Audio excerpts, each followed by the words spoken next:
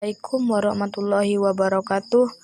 Perkenalkan, nama saya Nurul Hikmah, NIM 1931088, Fakultas Syariah dan Ekonomi Islam, Prodi Perbankan Syariah, kelas 2D. Baiklah, untuk mempersingkat waktu, saya akan membahas tentang kilasan tokoh dan pemikirannya untuk memenuhi tugas mata kuliah Filsafat Ekonomi Islam. Yang A. Kilasan tokoh dan pemikirannya. Pemikiran ekonomi dalam Islam bertitik tolak dari Al-Quran dan hadis yang merupakan sumber dasar utama syariat Islam. Oleh karena itu, sejarah pemikiran ekonomi Islam sesungguhnya telah berawal sejak Al-Quran dan hadis ada, yaitu pada masa kehidupan Rasulullah Shallallahu Alaihi Wasallam pada abad ke-7 Masehi. B. Ahli-ahli ekonomi Islam dan pemikirannya. Siddiqi telah membagi sejarah pemikiran ini menjadi 3 periode, yaitu periode pertama atau pondasi, periode kedua, dan periode ketiga. Dalam buku ditambahkan periode kontemporer, pemikiran yang muncul sejak tahun 1930-an hingga sekarang. Yang pertama, periode pertama atau pondasi, masa awal Islam 450 Hijriah atau 1058 Masehi.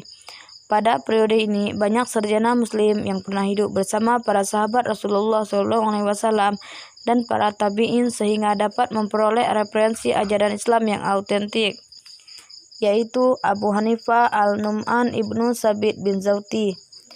Yang kedua, Abu Yusuf. Yang ketiga, Muhammad bin Al-Hasan Al-Saibani. Yang keempat, Abu Ubaid Al-Qasim Ibnu Salam. Yang kelima, Harith bin Asad Al-Muhasibi. Yang keenam, Ibnu Mikswai. Yang ketujuh, Mawardi. Periode kedua, 450 sampai 850 Hijriah atau 1058 sampai 1446 Masehi. Para pemikir ini memang berkarya dalam berbagai bidang ilmu yang luas, tetapi ide-ide ekonominya sangat cemerlang dan berwawasan ke depan. Berikut ini beberapa pokok pikiran mereka. A. Al-Ghazali. B. Ibnu Taimiyah. C. Ibnu Khaldun. D. Nasiruddin Tusi. Yang ketiga, periode ketiga.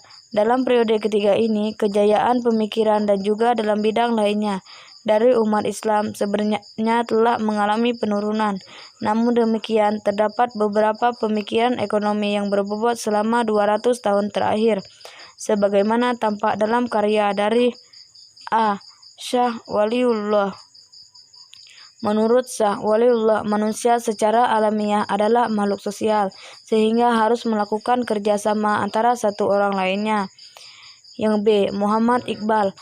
Keadilan sosial merupakan aspek yang mendapat perhatian besar dari Iqbal, dan ia menyatakan bahwa negara memiliki tugas yang besar untuk mewujudkan keadilan sosial. Baiklah, itu materi dari saya. Jika ada kurang, saya mohon maaf. Wassalamualaikum warahmatullahi wabarakatuh.